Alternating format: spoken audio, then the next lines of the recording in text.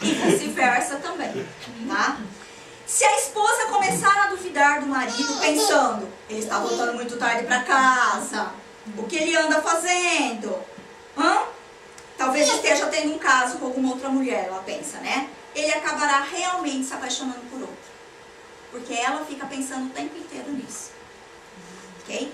Então ele diz assim, desse modo o casal foi criado de uma forma que cada cônjuge projete no outro o estado de sua mente para ambos poderem refletir. Por que meu marido está desse jeito? O que está acontecendo? Por que minha esposa está agindo dessa maneira? O que eu estou pensando?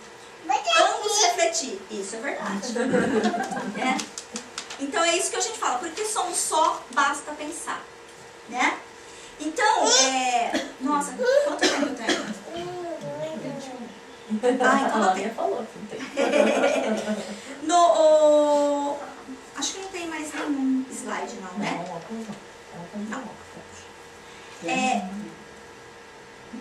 Não, mas esse é depois. Tem um relato que eu gostaria de contar para vocês, na Nova Visão do Casamento, na página 167. O senhor, para mim falar agora, é Koichiro. Deve ser assim que fala, né? Não sei.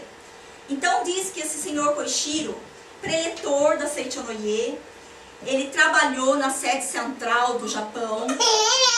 E ele se casou, ele era viúvo, né? A primeira esposa faleceu e ele veio se casar novamente. E então diz que quando no Japão é meio diferente, né? Eles se conhecem, ou arranjado, né? Os casamentos. Então apresentou essa esposa para ele. Então quando ele foi conhecer a esposa, ele olhou para ela e ele achou assim, é meio feinha. Não é tão bonita como a minha outra esposa era. Mas no meu segundo casamento, ele falou, tudo bem, né? Não preciso também alguém tão bonita. E então se casaram.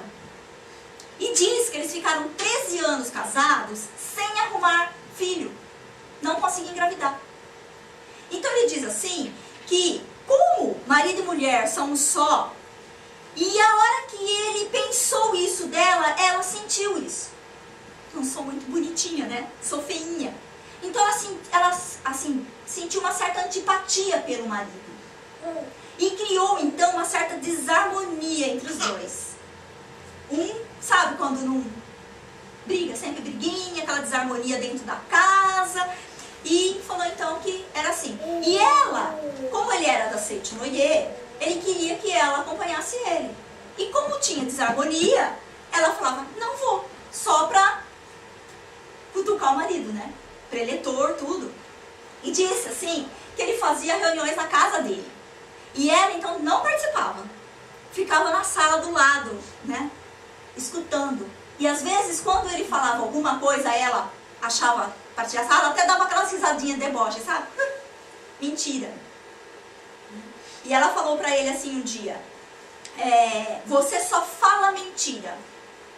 Né? Aqui nesse livro ele tá falando. Você só fala mentira. Como que eu falo só mentira? Você falou que o mundo é projeção da mente na sua palestra. E você está mentindo para os outros isso. Ele fala, não, isso não é mentindo, isso é verdade. O mundo realmente é a projeção da nossa mente. Tudo que você coloca na mente, projeta-se. Mentira, ela falou, porque o que eu mais coloquei dentro de mim foi que eu quero ter um filho. E até hoje eu não engravidei.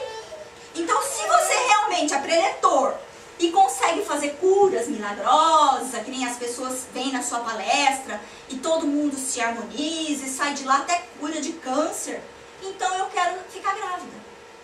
Aí ela fala assim pra ele aqui, ó. Ele fala pra ela, né? Ah, era isso que você queria me dizer? Mas justamente por ter essa atitude mental, é que você não consegue conceber um filho. Você fecha os olhos para o fato, né, de que eu ajudo muitas pessoas, mas fica só pensando nisso. Ah, e diz ainda aqui, gente, que ele queria tanto que a mulher dele lesse a verdade da vida, né, o volume da verdade da vida, que um dia ele falou para ela, senta aí na mesa, vamos ler junto, né? Aí ele começou a ler e ela lá. Quando ele olhou para ela estava dormindo. Ela não queria mesmo. Por aquela coisa do casal, tudo que era dele ela afastava. Então ele falou para ela, se você quer realmente, ela disse, a sua mente é como a areia do deserto. Não nasce nada. Porque você tem essa mente assim que só recrimina. Se você quer realmente engravidar, disse ele para a esposa, você tem que ler a verdade da vida. Então disse que quando ela escutou isso, ela falou que tirou 4 horas todos os dias para ler a verdade da vida. E começou a ler. Ler, né? Um dia, ele acordou de manhã, ela disse assim para ele, toda sorridente, bom dia. Aí ele olhou para ela assustado, né? Ela nunca foi dócil desse jeito. Bom dia. Aí ele saiu para trabalhar, ela vá com Deus, né, do jeito deles lá, e reverenciou o marido. Quando ele olhou para trás, ela estava reverenciando o marido. Aí ele olhou assim e falou, bem feito! Ele pensou, tanto que eu falei para ela ler a verdade da vida e ela não lia. Então se rendeu à verdade da vida? Gostei! E foi trabalhar. Só que no trabalho ele lembrava daquela imagem da esposa dócil, reverenciando ele. Ele começou a mudar. Ele falou, puxa, nunca vi ela tão dócil assim. E sabe o que aconteceu dentro dele? Ele não via a hora de voltar para casa. Aquele dia ele não via a hora de acabar o trabalho e voltar para casa. Então falou que ele trabalhou, saiu lá e voltou correndo. Quando ele chegou em casa, ela fez a mesma coisa. Que bom que você voltou, reverenciando ele. Aí então diz que ele ficou parado, que nem uma estátua, assim, ó, no meio da sala. Ele não sabia nem o que fazer. Falou assim que ele só sentou. Aí ela sentou na frente dele. Aí um olhou para o outro e ele também reverenciou ela. Ele conseguiu reverenciar ela. Então um pediu perdão para o outro por tudo aquilo que ele estava vivendo durante 13 anos. Eu que sou culpado. Não, eu que sou culpado. Eu que sou culpado. Sabe aquela coisa? Então ele disse assim, que depois de 13 anos, ela engravidou e teve uma menina. Ainda o mestre que batizou. E diz assim, que muita gente acha que, nossa, pode ser coincidência, porque depois de 13 anos, né? Depois de 1 ano, ela concebeu um menino. Então ele diz assim, que onde o lar reina realmente a harmonia, onde um reverencia o outro, com certeza os frutos vêm, né? Que é o casal. E ele era preletor, gente. Olha que coisa.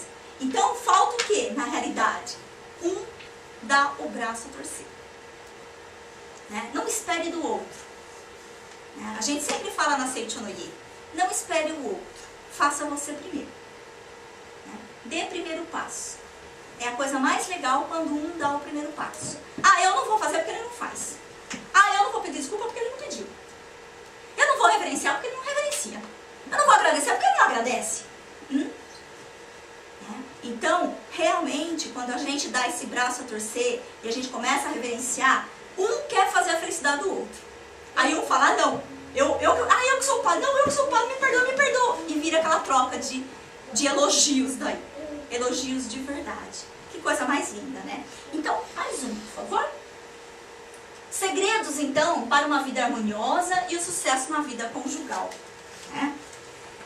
Uma das coisas, né, só pra gente falar rapidinho aqui, que eu queria só depois colocar no final um pedacinho de um filme. Eu gostaria que vocês vissem esse filme com bastante carinho, né? E eu gostaria então de falar alguns segredinhos então pra gente realmente assim, a gente ter essa vida. Se a gente veio nesse mundo, se a gente está casado um com o outro, é para cumprir essa missão, que a gente cumpra de uma forma maravilhosa e harmoniosa.